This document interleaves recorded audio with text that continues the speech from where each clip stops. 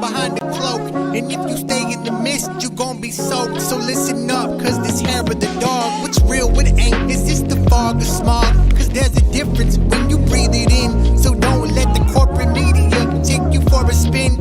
This that morning show, they put you in the know. So I hope that you ready, cause all we do is go, go, go. Yeah, come get your info, you gon' be like, whoa. Hair of the dog, we bout that, ayy. We in the zone, we out here, yeah. Spitting the facts. Good morning, everyone. Welcome to Hair of the Dog. I'm Andy Kennedy, and it is a Monday morning, and although I'm retired, it feels like a Monday morning. And that has nothing to do with the weather. It's beautiful here. It's cold. It's a little on the cold side, but it's sunshine. It's always nice to see that big ball of fire in the sky. But I have a rather interesting story to tell this morning, and my lovely and talented co-host, Kerri Barber, has not heard it yet. So we can get her reaction in real time, which, you know, I've given her snippets and little teasers, but that's all she's gotten so far. So, but that doesn't get started until we introduce the person in question, which is my co-host, Ms. Kerri Barber. Good morning, Kerri. Good morning. I am of ill humor this morning. I'm so mad about this daylight savings time. All morning long I've been going, but we have light bulbs. What are we doing? So yeah, I'm feeling everybody who's dragging a little bit this morning. So go, Andy. What's your story? You said there are no clowns or midgets involved and it doesn't need them. So now I'm really intrigued. What is it? Well, now this is not, I'm not tired because the daylight savings change back and forth doesn't necessarily affect me because I don't require that much sleep. Like, I mean, considering that my normal day ends about 1:30 in the morning and I'm usually up just before Deb leaves for work at 6:30. So I don't need a lot of sleep and I don't feel the effects of that hour change. However, today is a little bit of a different ball game, and it starts off with at 10 p.m. last night, which would have been 9 p.m. the day before, but of course, Miss Deb, who requires her 8 hours of beauty sleep every night, she was on her way to bed, and I was coming up from my dungeon where I do all my editing work in the basement when we heard a ginormous crashing sound outside our front door. And it seems that a young person in a Honda was driving a little too fast on our road, crested the hill, lost control, entered our ditch on one side of the driveway, and Dukes of Hazzarded it across through the air over my driveway and hit a tree square at the very front of my lawn. Oh no. With at approximately 5 feet off the ground, and stopped. Didn't deflect. It stopped. It hit it right about the pillar, which is the little piece of metal that it runs up and down between the front door and the back door.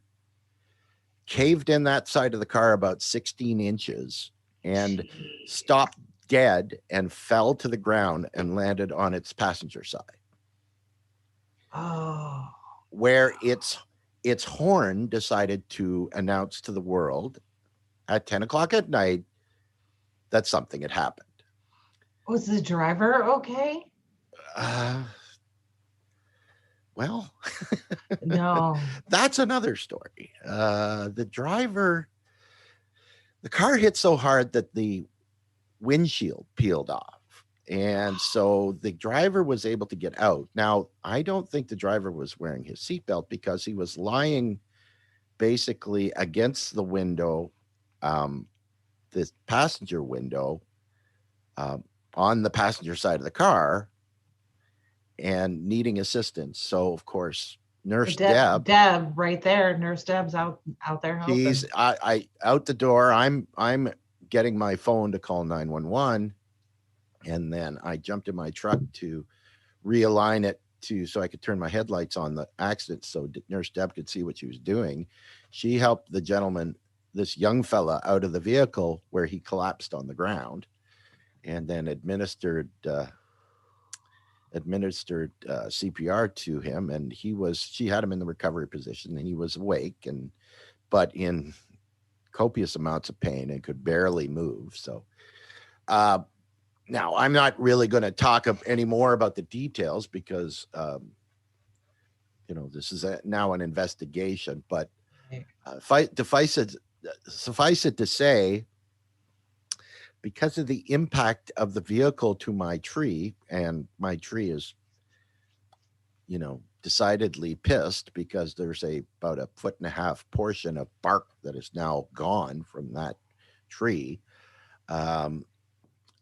But the unfortunate thing for me this morning was trying to go out and deal with the cleanup. Of course, the tow truck driver and the first responders did the best they could with the parts, but of course, it was dark the entire time, and they were gone by morning. But both driver's side windows, because the truck struck the tree between them, the blast radius of glass was about 120-degree angle onto the majority of my front yard in a distance of about 75 feet. Wow. So I've now got all these tiny shards of glass everywhere in my front yard, right? So the dogs can't obviously go out there. Mm-hmm.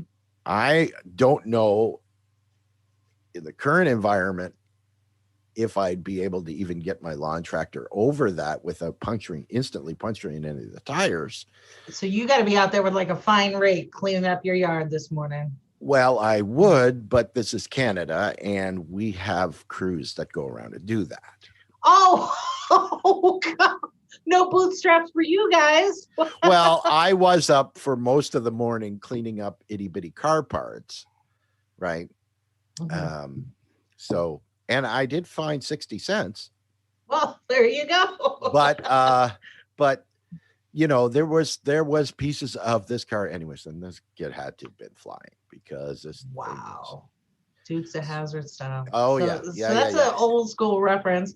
Look up Dukes of Hazzard. It's Bo and Luke Duke and the General Lee. It was it was pretty impressive, but it was impossible to without the proper candle power to be able to see what had happened, at least on my end. Like the police obviously are better equipped to go through that and find out the exact scenario. But when I got up there this morning and looked, I could see where the car entered the ditch, where the car was launched out of the ditch, the tiny bit of scraping at the very other end of my driveway in the ground, the divot, about the 6-foot divot that the car took in at just on the other side of the driveway, and then of course the broken car parts and branches everywhere in where the car struck. And so all right, so lesson to everybody, slow down. I hope this kid's okay. So yeah, well, like I said, he was alert. I would imagine that it would be more probably bruising and things like there was he had a little bit of bleeding around his face and stuff, but he was talking and so wait, so he had a seatbelt, he probably had an airbag, he had a roll cage built into the frame of his car. Correct me if I'm wrong, Andy, but aren't those all the result of regulations? They are, believe it or not. That's a wonderful segue into what we're talking about this morning, Kerri. Ta-da! And with my addled brain from sleep deprivation, it was so good that even I was able to make that connection. Nice. Yeah. Well, let's get into it. And Andy, I'm sorry. So we'll go through this real quick so you can get back to yard cleanup. Let's put up the first graphic because I think this is completely my attitude today and most people. This is late to the party. So let's get into our discussion this morning. So this is a phrase that's being tossed around a little bit. It's late stage capitalism. And we want to go through what it is because I can't help but notice that corporate owned media is still trying to obfuscate and confuse people about political organization and what progressives are actually asking for. So this one pretty much encapsulates it. So here's CBS News. Nearly half of all federal assistance programs like food stamps and Medicaid now go to the middle class. And then Nilla Illingworth, thank you for that, says, which means A, there is no middle class. B, the number of people in extreme poverty is way bigger than you realize. And then my personal favorite, rich people taste like pork. I loved all of this. I loved it. And thank you, Jimmy, for sharing it. And that's important because you have to thoroughly cook pork before you can eat it. Yes. That's always a good and helpful tip. So thank you. So, absolutely. So the first article that I posted in the comments, well, wait. I'm getting ahead of myself. I'm just rushing through this. Thank you for joining us this morning on your Monday morning. If this is your first time, we are live and interactive. If you type a comment into the chat, particularly on Facebook, Twitter, or Periscope, we'll see it. We want you to join the conversation because this is not supposed to be us talking at you, but with you. So with that, I post all of the links every time we do this so that you can check my work. If you see something that I got wrong, or, Andy's never wrong. It's always going to be me. So make sure that you let us know. Today may be first. Right. Well, maybe. So in this first article, I enjoyed it because they go through late stage capitalism and he starts off really great. And then he just goes way over the ditch and into a tree because they keep going back to the argument that it's not late stage capitalism. No, everything's okay. And we just need a little regulation, not socialism. And I find myself screaming at my screen or whatever I happen to be reading going, nobody was talking about socialism here. Nobody. No candidate in 2016, no candidate in 2020. No candidate was running on a socialist platform. Progressivism is about reinstating all those regulations. Right. And I just want to reiterate that of the conversation we had before we went on the air, that we're talking about nobody talking about socialism. However, we did have two people mention it when Trump said the United States will never be a socialist country. And when President Biden said it, when he said, I beat the socialist, right? Yes. Except even that Bernie isn't a socialist, but no, regardless, those were the only two instances of socialist being spoken. Right. And for those of you who are socialists or communists or wherever you find yourself on that political diagram, I'm not negating your beliefs. What I'm trying to do repeatedly is make sure that people understand what the differences are. Because my people here in the United States, we are the most fiscally and politically illiterate population on the planet. And that needs to change. So that is why I'm pushing back on this this narrative from corporate media about what is what and socialism and all of this. So we're going to get into some evidence that maybe we are in late stage capitalism. And the one that's near and dear to us here is this kind of crosses line into fascism too. You do not get to say what you need to say as a journalist. There is no fair reporting. And we've experienced that here on our network, particularly with social media and the algorithms. But me in general, I got labeled a QAnon because I pulled out Joe Biden's donor record from the federal government. Which is a matter of public record, we might Right. also add. Right. So there's a lot of that going on aside from, Julian Assange and all of this sort of thing. So here was a big one that came out about Assange, not Assange particularly, but Andrew Yang, who's running for mayor in New York. He came out totally all in favor of prosecuting Assange. So if that's your guy, ouch, cringe. So, And if he is your guy, wake up, because he shouldn't be. No.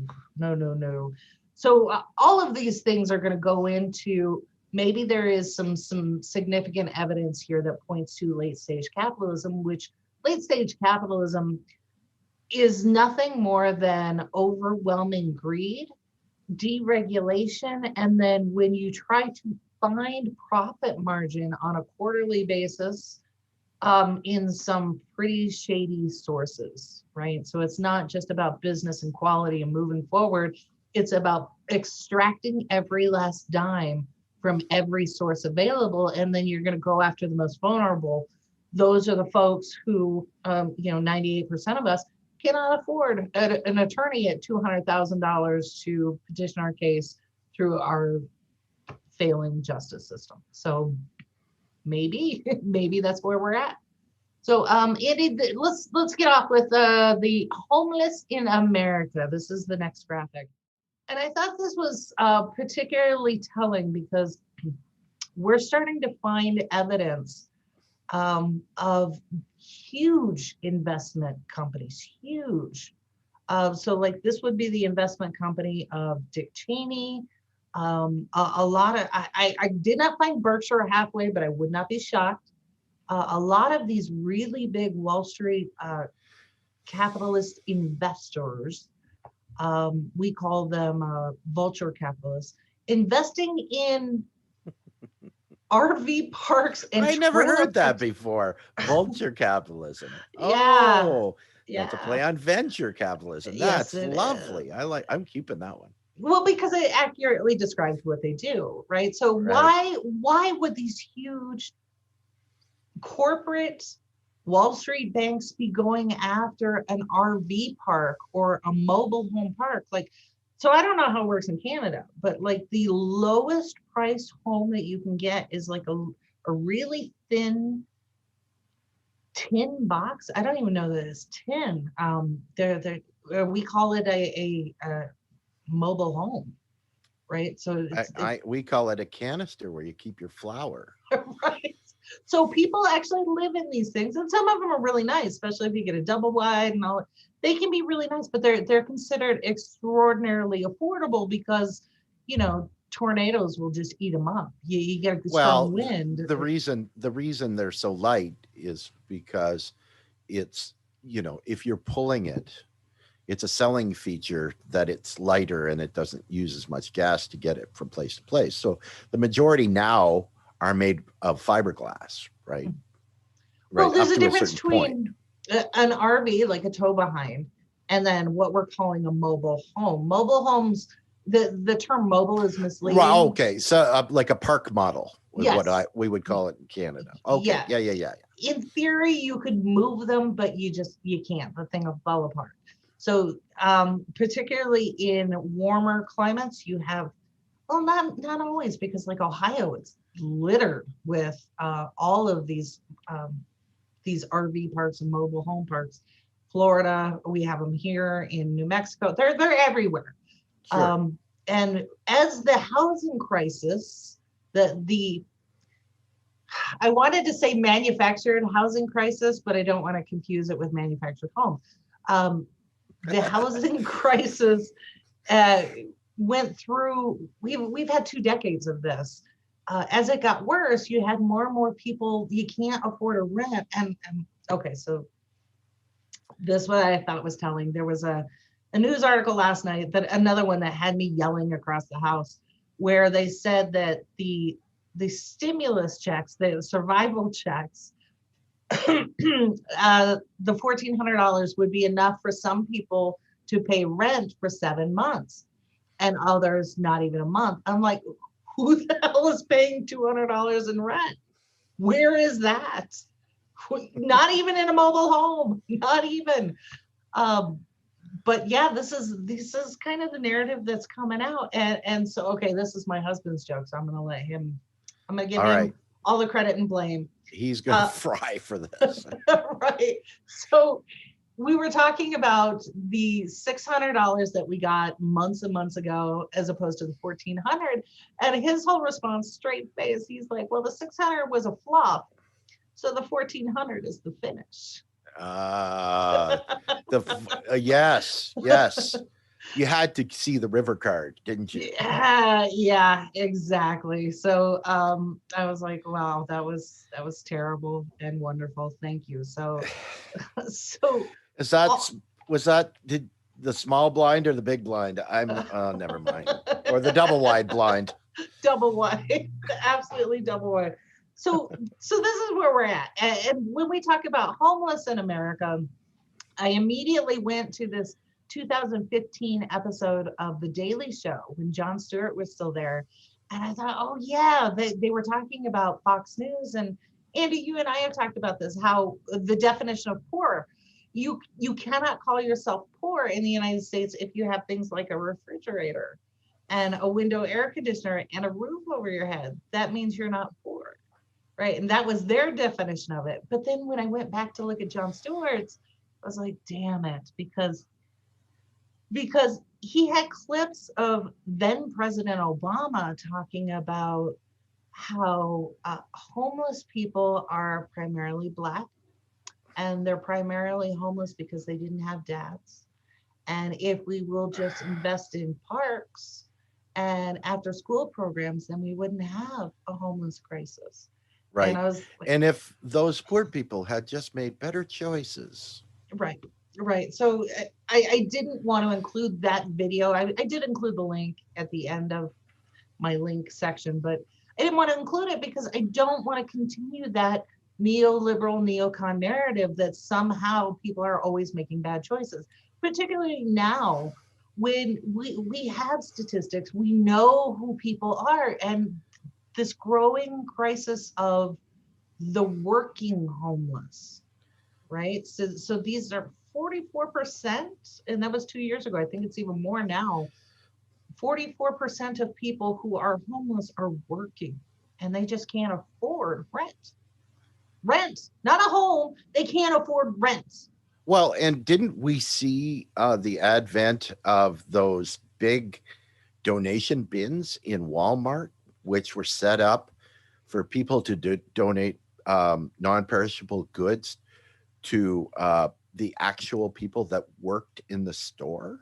Yes. So we are subsidizing corporations. I'm not talking about the mom and pop businesses. I'm talking about the corporations like Walmart. We're subsidizing them. And when you go into, I don't know if this is still the case, but this was definitely the case 2 years ago. If you became an employee at Walmart, they would give you information about how to apply for your state's benefits programs like WIC and food stamps and all of these things, because they knew that they were not paying a livable wage, but they were still going to extract your labor and your productivity. And I think this is the point we're at. The US worker is one of the most productive in the world. Our productivity numbers are off the chart. This is why GDP still grows, even during a pandemic, because our labor is still sound. It's a sound investment for any employer. But what has not happened is wages haven't gone up. So all of this is on the backdrop of the fight for 15, which now reasonably should be the fight for 25. And we have members of Congress who are still trying to say that, no, you're making too much. And every time I see a regular person post, well, why should a burger flipper get, because it's the right thing to do. Well, and the other thing about it is that the capitalists have been able to propagandize the fact that if you're able to afford to stay in school longer, then that is a precursor to getting a quote unquote skilled job that allows you to be compensated at a greater level for your labor, right? Meanwhile, people that go out and get jobs like flipping burgers, Right. but instead of calling it that, why don't we call feeding people, Mhm. right? In the service of human beings that are hungry, right? As a job that work their fucking asses off to feed people.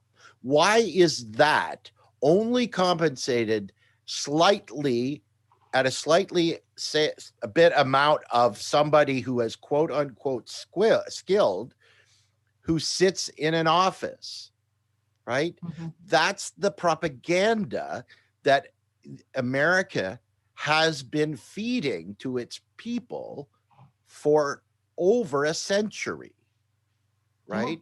That those people are worthless because they were able to get a job without going to a college or university. How does that make sense? Right. Yeah, because we're pushing people into debt just for going to college. None of this makes any. It's not fiscally responsible. It's just not. So what it is a program and policy to extract wealth from the 98% and pull it upwards. That's all it is. That is absolutely all it is. It's not morally sound. It's not fiscally sound. All of it. So this is really where we need to drive this point home, because I know that people have felt better and we're going back to brunch.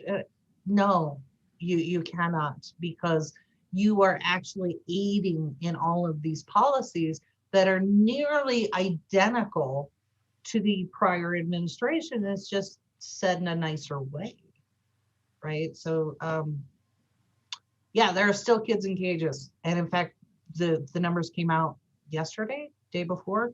There are more kids in cages now than ever. So Right.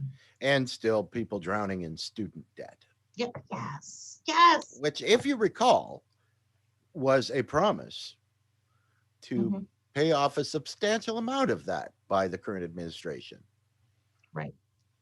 Yeah, and you would think after a pandemic, when we talk about the numbers of student loans, and we're getting a little off track, but what was it? It was going to be 50,000, then it was 10,000, and they're vacillating back and forth. We just lost a bunch of doctors and nurses during this pandemic. By lost, I mean they died. And it takes 12 years to make a doctor or a nurse, sometimes 16 for a specialist. And they end up with about $250,000 to $500,000 worth of student debt.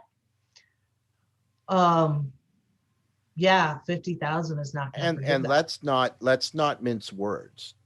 These doctors and nurses were lost because of capitalism, right? Exactly. Because in a system of winners and losers, where there is only profit as a driving force for bad actors that get in a position where they can benefit the most from other people's labors, right?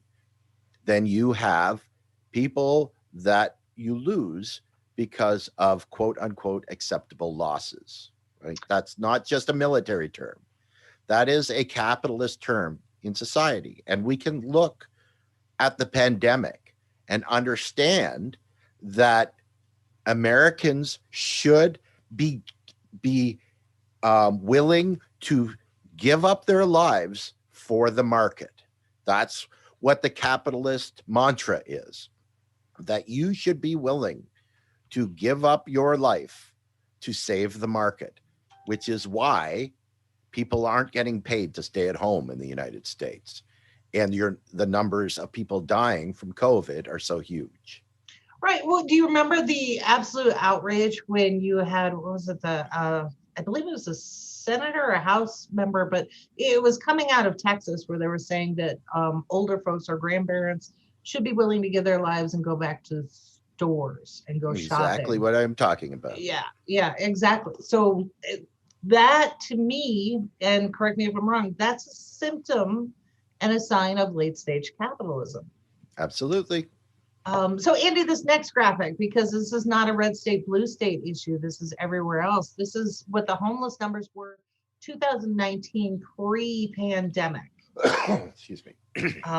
So this is everywhere that this is happening, in the colder climates, in the warmer climates, everywhere. And when we look at the general population, the demographics of who is homeless, we do have a goodly number who have mental illness and other issues that need to be addressed. But since the United States is no longer in the business of affordable housing or mental health care in funding state facilities to get these people the help they need, we just put them on the street and everybody gets to deal with it, whether it's crime related or they die or anything else that happens. We get to deal with it because we wanted smaller government for humanitarian issues. We still have big government for all sorts of other things on the federal level, but we don't have it for all of these things that actual people need. So this is the result of it. And again, this is pre-pandemic. So right now we're 2021, sitting here in March, and the eviction moratorium that was supposed to have gone on from November all the way to now, we saw hundreds of thousands of evictions still occurring. So people took it as suggestion, and landlords still wanted to evict people. And we saw them doing it in some cases preemptively, right? The minute they saw that one of their tenants might have lost a job or been laid off, they were evicting them like that, because it's only like $88 to file for that. So you could just rush them through and get somebody in so you don't have to deal with it later, right? So these numbers are exponentially higher now. And now that we sit in March, you're going to see April, May, and June also higher, because that $1,400 check, nobody's paying a $200 rent. So I guess it's nice that parents who will be living on the street will get an extra $300 to live on that street with their children, but it's not nearly Unless they owe student debt. right, which was another really great provision. If you have any debt, that $1,400 check and your $300 a week could be taken by your creditors. So you are now literally in a debtor's prison, but you don't get the benefit of a roof and a meal to go with it. You're just outside. Sure. So this last graphic, Andy, I think this one has a really nice breakdown of who these people are. In our minds, it is easier to reconcile that they did it to themselves, right? As you said, Andy, that propaganda that we have heard forever, that these people chose this. They did it through choice, because the alternative, that these are circumstances that happen to them, is terrifying for the rest of us, because there, but by the grace of God go I, right? Absolutely. All of us are but a paycheck, maybe two, from this same scenario. And so here you can see, now again, this is 2019. The last statistics that we have available, 400,000 individuals, people in families, children, and then of course the prevalent veteran, right? These are the people in our all volunteer military who gave of their time, their talents, everything that they had, risking their lives. And when they come back, we discard them. Here it is. These are who these people are. And most of them, again, 44% or more are working, and they're living under a bridge. They're taking baths in a public restroom sink. This is what we have come to. So if this is not a sign of late stage capitalism, if we still haven't figured out what this is, there are a couple more pieces in evidence. Now I'm only sticking to the issue of homes and homelessness. We could go in so many different directions, but to me, this against the backdrop of pulling the federal minimum wage out of the cloture thing. And okay, another tangent, but I was talking to somebody who should know better, who is politically savvy and follows what happens in Washington pretty well. And this person was saying that no, they voted on the $15 minimum wage, and it was a bunch of Republicans that said, no, that's not what happened at all. Not at all. And I would invite you to go out to congress.gov, and there are two bills sitting there, one in the House and one in the Senate, for raising the minimum wage to $15 an hour. They haven't moved. They're not in committee. They're not in anything. What happened was that provision was put into the pandemic stimulus relief and pulled out. There was a conscious decision to pull that out, remove it, so that the rest of it can move forward. So there has been no motion whatsoever to move the $15 minimum wage forward at a federal level. Some states are doing it. Some states are trying. But states are currency users. They're not currency issuers. Right. That's a problem. Right. And by the way, anybody on the quote unquote middle left who considers themselves a Democrat, who blames Joe Manchin for everything, get off your soapbox. Yeah. If it wasn't Joe Manchin, it would be anybody else. Right? It just consider what's her name, Kristen Sinema, who dressed up as a schoolgirl and did that big flourish of making a point of voting no for including a vote of the minimum wage with the stimulus package, and brought a cake into the is it the Senate or the House? She's a senator. The House. Oh, that was Congresswoman. Yes. Yeah. That's the current regime that you have right now. Mm-hmm. Right. This is without a doubt late stage capitalism. Why the Democrats will never pass a minimum wage that increases, because once again, and I have said this over and over, that will cost their donor class money. And the Democrats are not willing to do anything that will cost their donors money. And Andy, you bring up a good point here. The donor class, it will cost them money. So we're talking about a slight increase in wages, the cost of wages. And isn't that a sign of late stage capitalism, where you have so much money and wealth, but you're looking towards this small increase in expense, and you won't do it, even at the risk of the lives of your own employees? Exactly, because the only consideration is profit. Yeah. That's it, right?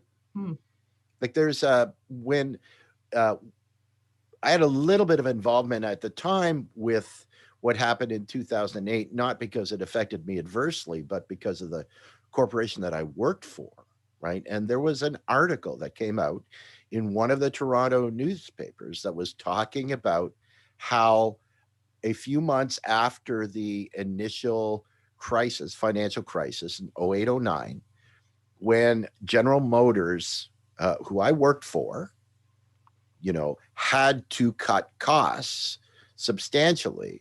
So what they did was they took away some benefits from the blue collar workers, the unionized workers, and took away some of the paychecks of the white collar or salaried personnel or the management personnel, right?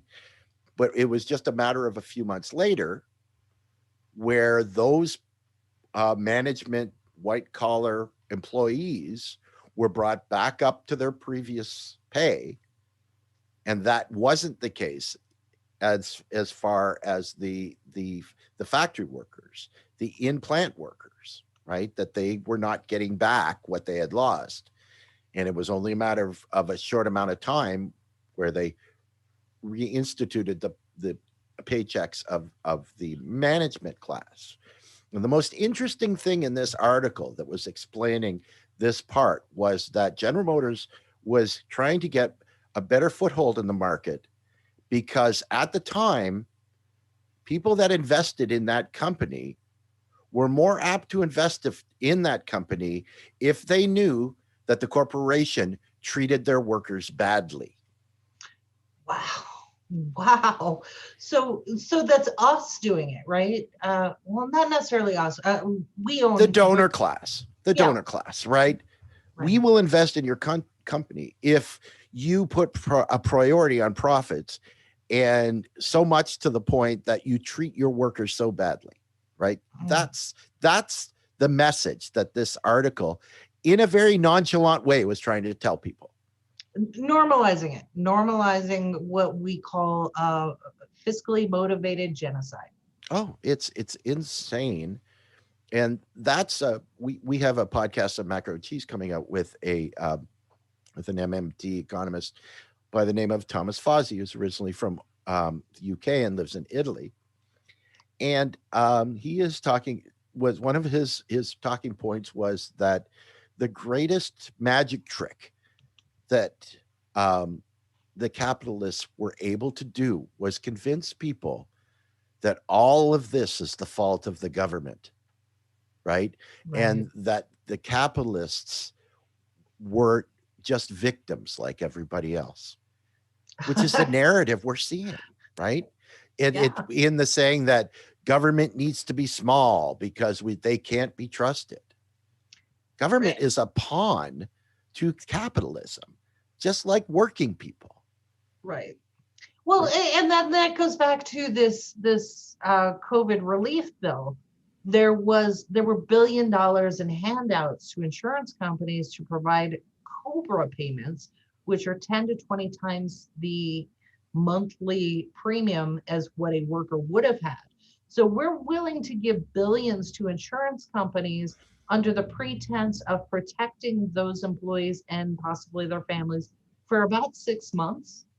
But we're not willing to drop the eligibility age of Medicare to get everybody into that program. We're not willing to invest in, like, the shirt that I'm wearing, right? This is something in our store, but I believe very strongly about it. I want the same coverage that members of Congress get. I want that for everyone. And I don't understand. There's no fiscal reason that can't happen today. Now, Kerri, just a point I wanted to ask you, because I'm not American, but what I understand, COBRA is probably the least, or the one health insurance company that will insure you as a last resort, but the cost is so expensive that it's really not worth it. Okay, so here's what COBRA is. And for those of you who don't know, I have extensive background in health insurance, which is a financial vehicle. It was certified for a number of years, blah, blah, blah. So COBRA is the program, it's a law that says if you are displaced from your job, and it doesn't matter whether you were fired, you quit, whatever, you must get the option of insurance coverage from the same company that your employer contracted with. So whether that's Blue Cross or Aetna or whoever it is, that policy you were on as part of your employer's group has to be made available to you, but you are responsible for 100% of the premium payment. So while you were an employee and you had a shared model, you may be covered anywhere from 20 to 40% of the premium for your coverage. Your employer picked up the rest, and then the insurance company probably gave you a discount because there was a large pool that they got to sell a policy to. So what happens is when you leave, the law called COBRA, I don't remember what it's the full name of it, but we call it COBRA, says that you get to take your policy with you, but you pay the full bill, often without that discount on it too. So whether you were paying on your paycheck $200-300 every pay period, so that's $200 or $300 every 2 weeks, now instead of a $600 a month, you're probably paying around $1,500 to $2,000 for the exact same coverage that your HR department had negotiated for all employees. So that's why it's such a crappy plan, because you as an individual now have to shoulder the policy that the employer negotiated for everyone without all the discounts that were inherent in that deal. You're on your own. Right. So what happened with this COBRA provision in the bill that went out is, well, we're going to cover those payments or a portion of those payments for all of these displaced employees, because they know more people are about to be unemployed through no fault of their own, because we still have a crappy economy. We still have problems. Excuse me. So they're more than willing to bail out the insurance company and cover that for 6 months, but they're not really willing to bail out the employee and their family by dropping the age of Medicare or allowing these people an emergency enrollment period in Medicare. So just for those people, and I want to clarify, I am not now licensed, but if you are displaced from your job, you get a special open enrollment period on healthcare.gov, and you can go out and apply for a subsidy. You can go out and apply for better insurance at a lower rate that may actually be covered through ACA instead of going to COBRA. I have never had a client in all of my years actually have a better deal on COBRA than they did on their own going through shopping around. So please find a licensed independent insurance consultant who will help you. And Good to know. Good to know. That's my soapbox. But yeah, so that again is evidence to me, correct me if I'm wrong, but that's late stage capitalism catering to a big corporation at the expense of the people who are actually creating the value for not just that company, but the economy and helping to grow GDP. So absolutely, and that's the key, right? That's, we always even the mainstream media elite talking team, MSNBC, and the Queen Rachel Maddow always said, not watch their actions. Don't listen to what they're saying, watch their actions. And that's true, right? We see, excuse me, we see that any of these so quote unquote helping things that are going to come out and actually do good for people during this really tough time in the United States, well, you can see if they're going to be implemented or not on whether they cost their donor class money. And over you will see that. Yeah, exactly. So thank you, Seven weighed in this morning. He said COBRA. He looked it up for me. Consolidated Omnibus Budget Reconciliation Act. So that was a law that was passed, and it is a congressional, well, it's a federal law, so it has really nothing to do with your employer or anything else. This was Congress stepping in and saying, no, you still got to extend coverage to people, and yeah, here's where we are. So that they can't afford. That they cannot afford. Still got to make it available. So yeah, all bootstraps. About choices, right? Bootstraps. So I think it's a reasonable ask that we get the same coverage that members of Congress get. Which, by the way, if you go out on the healthcare marketplace at healthcare.gov, you can't buy it. They are at a platinum level coverage, with extra bells and whistles. You cannot now, as a US consumer, purchase a platinum level policy on the marketplace. That to me is yet another sign of late stage capitalism. It's good enough for me, but not for you. So there's it. So the last point that I want to get to, just kind of sticking to homelessness, housing, and evidence of late stage capitalism, unchecked, disbanded regulation.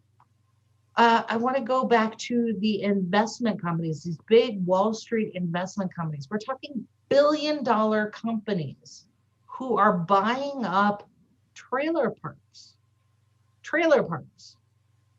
Because what they're doing is, it's interesting, and this I didn't know. I learned this doing some research for this. If you are a renter, if you rent a house and you rent an apartment, you have a very narrow scope of rights. Like if an employer, if your landlord is not fixing things that they had pledged to do, you can put your rent in escrow. So you're still paying your rent, but it's just going to an escrow account where they're forcing the landlord to make those repairs. You have other rights too about when people can come in and when your rent can be raised. There, it's got to go through a contract. None of that is available if you own a mobile home in a mobile home park, because those laws are a little bit different. What happens is you own that mobile home, but you don't own the land that it sits on. So what they have figured out, these billion-dollar firms, is, we can extract just pennies from these people because we will raise the rents on the land that it sits on arbitrarily. We can do it daily if we want to. We really don't have to give them more than just a few days notice. And all of the repairs that are needed in the park, we don't have to do any of that. So I haven't fixed anything since the 50s. Why start now? That's exactly. So to me, it is, I want to say this again, and maybe I'm not saying it in the right way, because a multi-billion-dollar Wall Street company, there are many of them, and there are some that are owned by, like I don't want to bring in George Soros, but people on the left and people who claim to be on the right, who are really all on the same team.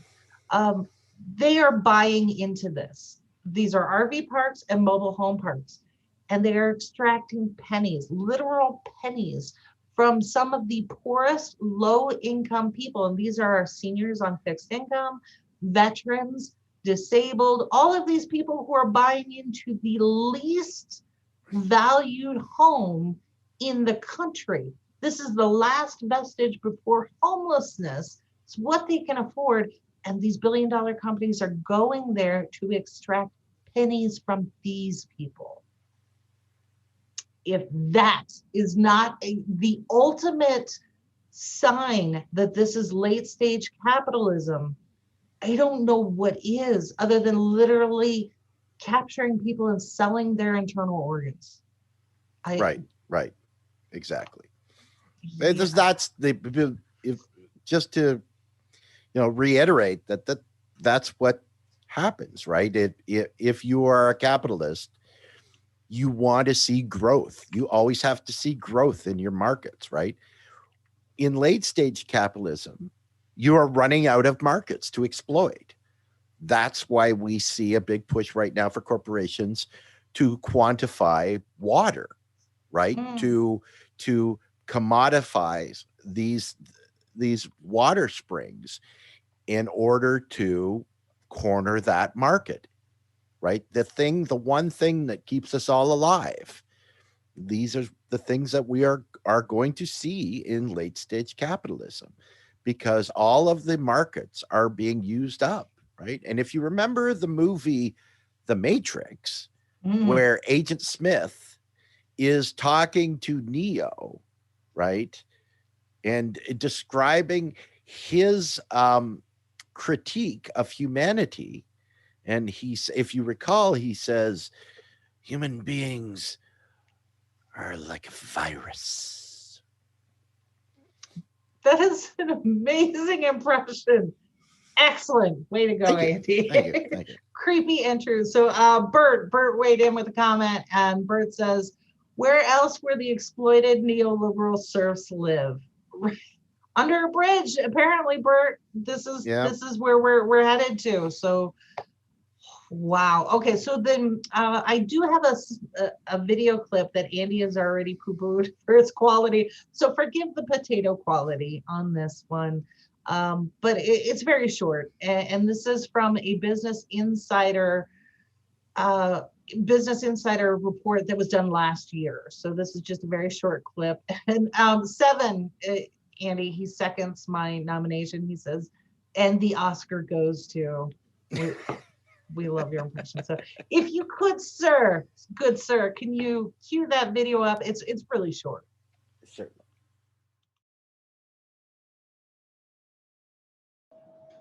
This community on Florida's Gulf Coast, one of the largest mobile home properties in the country, and spoke with dozens of residents about how life here has changed. They complained about the upkeep of the property and amenities paired with rent increases. Government-backed mortgage providers were given a mission after the housing crisis of 2008. We want to make sure that we start targeting these resources to those Americans who are particularly struggling in a very difficult economy. The idea was cheaper lending for these properties would mean an increase in affordable housing. But critics say the mandate left too much open to interpretation. The landlords take the benefits of the cheaper financing, put it in their pocket, make more investments, give it to their investors. But for the people on the ground in these aging mobile homes, nothing's changed, or things have even gotten worse. It's common for investors to own the parks and rent out the lots. There are 40,000 land-leased mobile home communities in the U.S., where residents often purchase houses that are built in a factory and then wheeled to their final destination. Technically, it's a mobile home, but you can't really move it. You can't really move it, and you don't even have the rights of a regular tenant. Residents are responsible for maintaining the structure, which is more like owning a used car than a regular house. Even though our value of our homes are diminishing, our rents go up every year. Marcia is on a fixed income, receiving just under $1,000 in Social Security every month.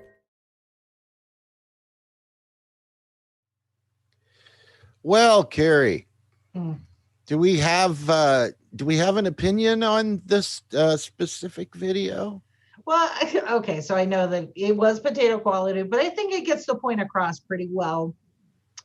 This is absolutely late stage capitalism. When you are going after the lowest incomes to extract pennies because you can't possibly make any more money anywhere else, right? We've gone away from a quality model.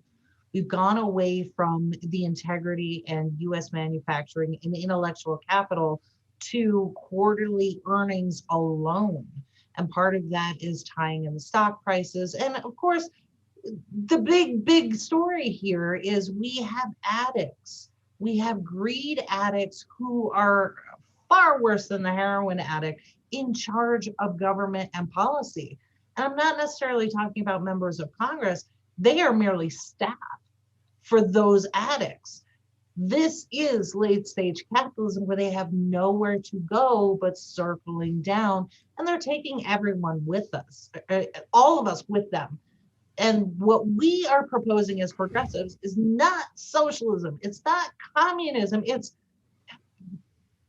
common sense. It's just common sense. Bring back some regulation that's supposed to protect us. You talk about free market. Regulation creates the free market. It prevents the monopolization, all of these sorts of things. So whether you consider yourself a true conservative, a fiscal conservative, someone on the left who is into social issues, this is where progressive policy meets.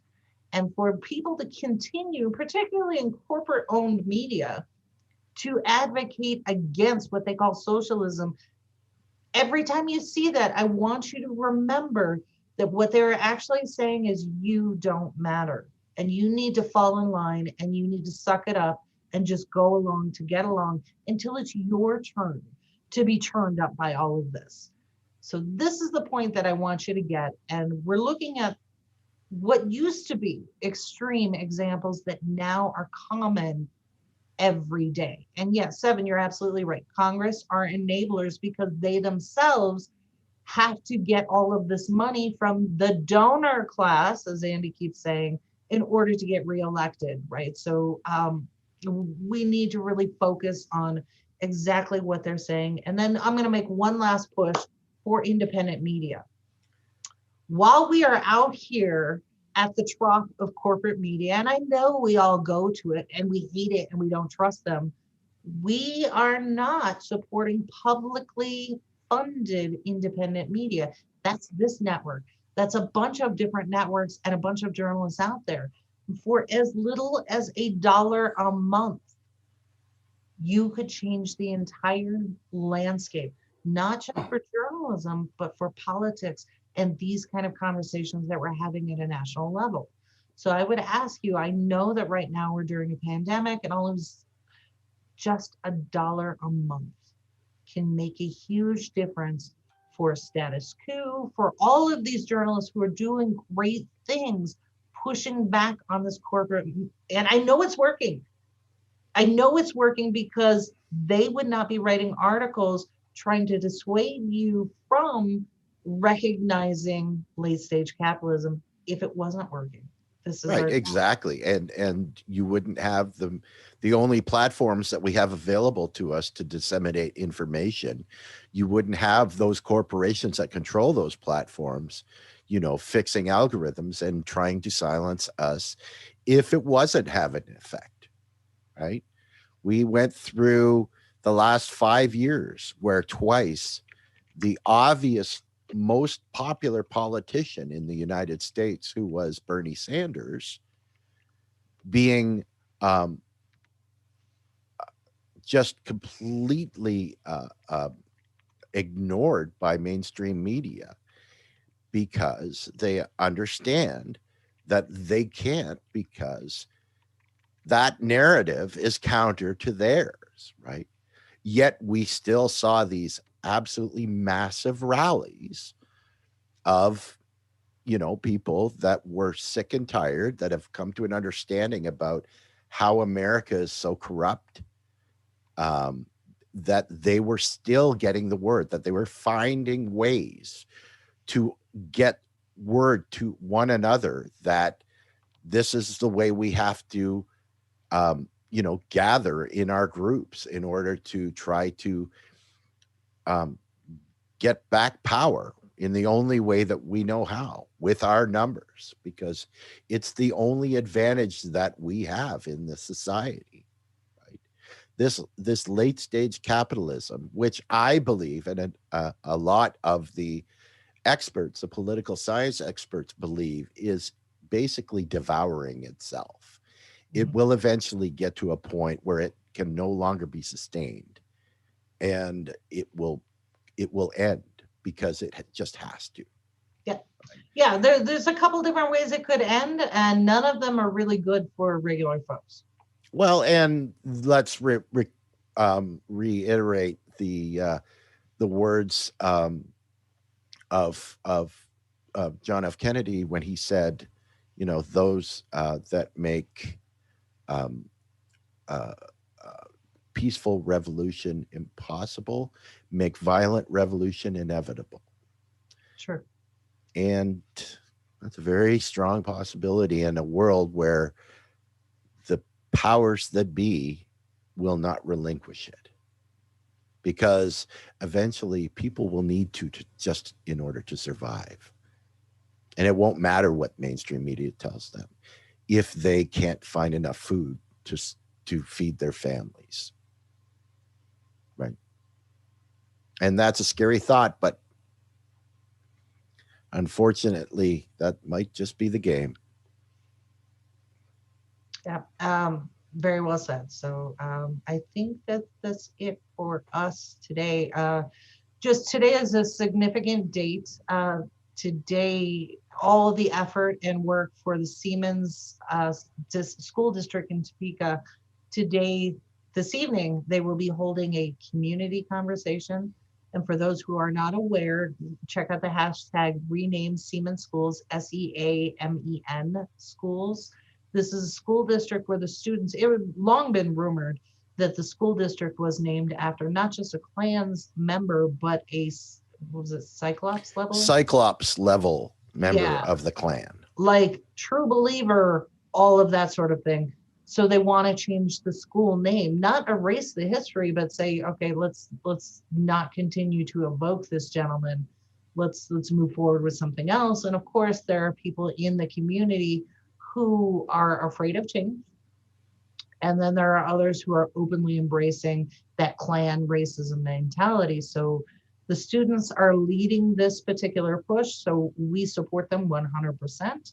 We actually have an alumni on our staff. This is Brandon Johnson.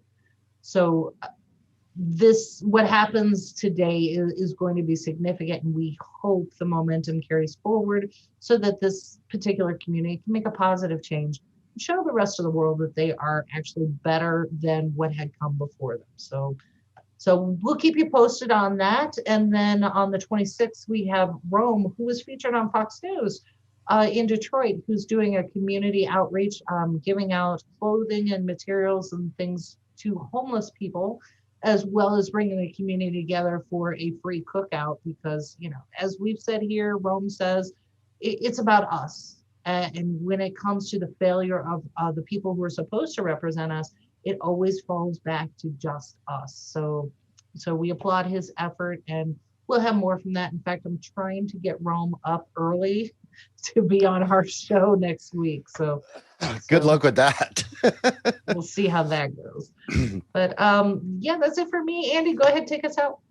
Well, I'm not going to add anything because I'm sure at this point it would just be filled with a decent amount of vitriol. So I'm just going to say, enjoy your Monday, and we will see everybody in a couple of days. Take care. We about that, ayy. We in the zone, we out here, yeah. Spitting the facts, how it's supposed to be. Hair of the dog, we keep it G.